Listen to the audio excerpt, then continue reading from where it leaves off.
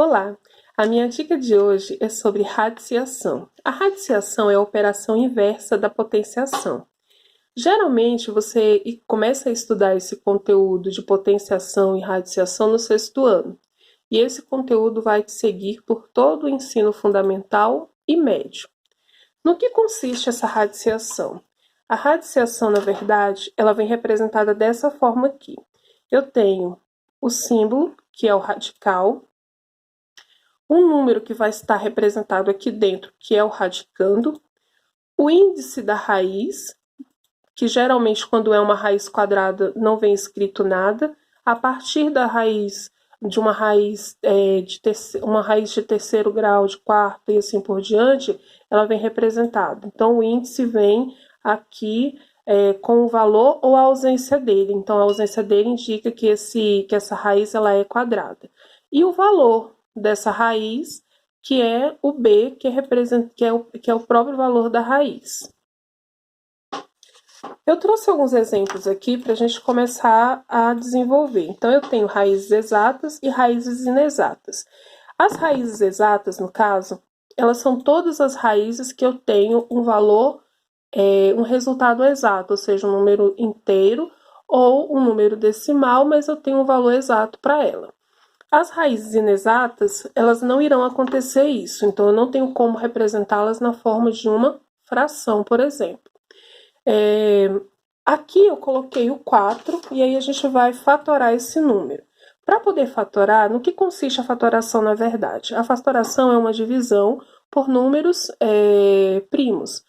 O que é um número primo? Um número primo é todo aquele que eu só consigo dividi-lo por 1 e por ele próprio. Então, no caso dos números primos, a gente vai lembrar que só tem um único número primo que é par, que é o 2, e todos os outros são ímpares. Então, o 3, o 5, o 7, são todos números primos, tá bom? Então, o meu objetivo é dividir o número que eu tenho aqui por fatores primos. Como eu tenho 4, o 4 ele é um número par. Todo número par aceita ser dividido por 2. Então, a pergunta que eu faço é: quanto que dá 4 dividido para 2? Vai me dar 2. Novamente, o 2 é par. Eu posso reparti-lo novamente por 2. 2 dividido por 2 vai me dar 1. O objetivo é que eu tenha 1 aqui desse lado e a repetição dessas bases que eu tenho do outro lado de fatores primos. Então, quantas vezes o 2 apareceu para mim? O 2 apareceu 2 vezes. Como é uma raiz quadrada, eu te aconselho a sempre agrupar os seus fatores primos de 2 em 2. Então, o que eu vou ter aqui? Eu vou ter a raiz de 2 elevado ao quadrado. O que isso representa? Quando eu tenho esse expoente vai ser dividido pelo fator, que é o fator da raiz. Então, 2 dividido para 2 vai dar 1, então eu posso cancelar isso daqui. O que sobra para mim? O 2. Vamos fazer isso também com o 16.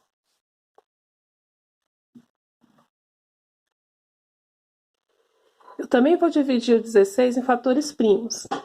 Como o final do 16 é 6 e 6 é par, eu sei que eu posso dividi-lo por 2. 16 dividido por 2 vai dar 8.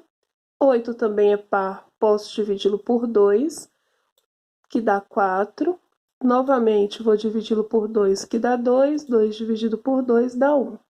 Como eu falei para vocês, aconselho a sempre organizá-los em fatores em dupla. Como é que vai ficar aqui? Aqui vai ficar 2 elevado ao quadrado vezes 2 elevado ao quadrado. Então, eu posso dividir e o que vai sobrar? 2 vezes 2, 2 vezes 2 vai me dar exatamente 4. Aqui eu tenho uma raiz cúbica. Então, como é que eu vou fazer? Eu vou dividir, fatorar o 27 também. O 27, ele é um número ímpar. E pela forma da divisibilidade, eu sei que eu tenho 7 mais 2, que dá 9. Então, eu sei que 9 é um número divisível por 3. Então, eu posso dividir esse 27 por 3. Então, 27 dividido por 3 vai dar 9. 9 aceita ser dividido por 3 e vai dar 3. 3 dividido por 3 dá 1. Como é uma raiz cúbica, nós vamos agrupar isso daqui de uma vez só, que vai dar 3. Então, eu tenho raiz de 3 elevado a 3. Aqui eu posso dividir e o que sobra é o 3. A mesma coisa eu vou fazer aqui com a raiz de 125.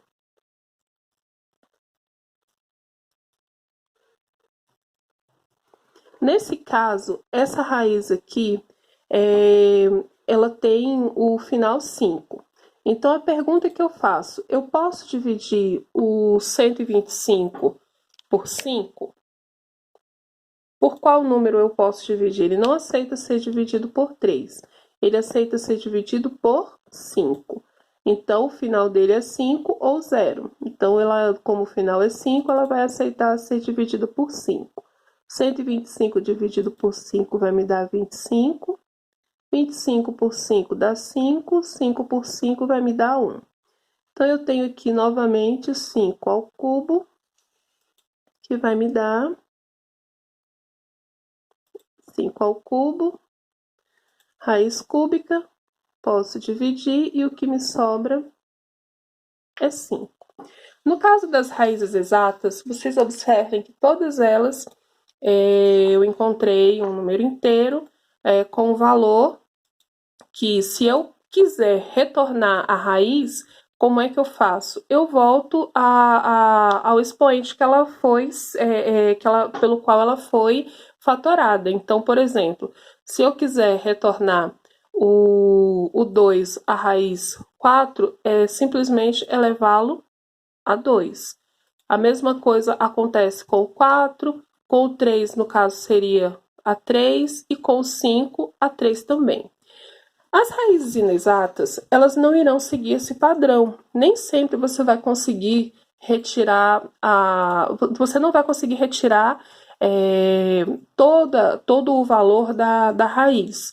Claro, você pode calcular um valor aproximado? Pode. Mas nesse caso, nós não iremos trabalhar com valor aproximado. Nós iremos trabalhar com a fatoração da raiz, onde nós vamos ter um valor inteiro e o que sobra ficará dentro da raiz. Então, a gente vai fazer isso com o 32. Vamos fatorar o 32.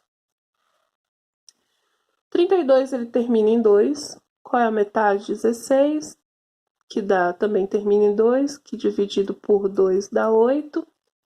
8 dividido por 2 dá 4. 4 dividido por 2 são 2. 2 dividido por 2 dá 1. Aqui, eu vou agrupar também de 2 em 2. Então, eu tenho 2, que multiplico 2 ao quadrado, que multiplico 2 ao quadrado. Então, o que vai acontecer aqui? Eu vou repetir tudo isso aqui dentro.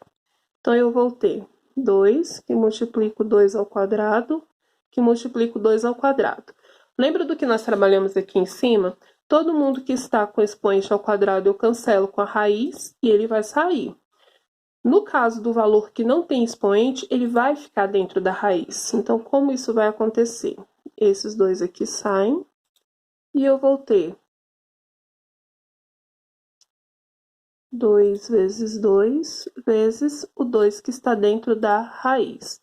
Não faz sentido eu deixar 2 vezes 2, então vai ficar 4